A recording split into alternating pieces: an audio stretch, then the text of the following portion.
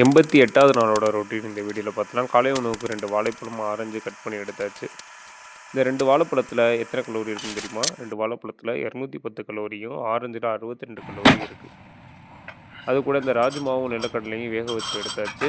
ராஜ்மாவு 45 gram ராவா போட்டு வேக வச்சோம்னா 140 கலோரியும், நிலக்கடலை 45 கிராம் ராவா போட்டு வேக வச்சோம்னா 170 கலோரியும் இருக்கும்.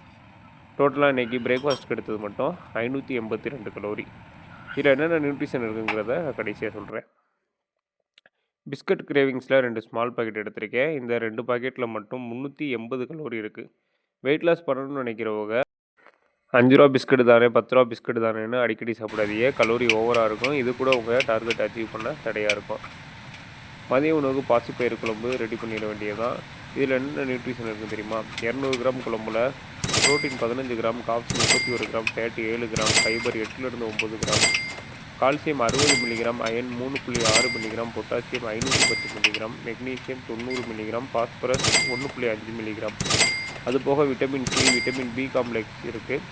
நல்ல ஹெல்த்தி சோர்ஸ் தான் இந்த பாசிப்பயிறு குழம்பு.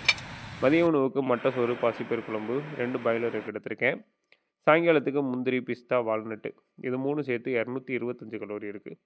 இரவு உணவுக்கு 2 கோதுமை குப்பூசு, 3 டேபிள் ஸ்பூன் பீனட் பட்டர் எடுத்திருக்கேன். இன்றைக்கி ஓவரால் 2700 கலோரி எடுத்திருக்கேன்.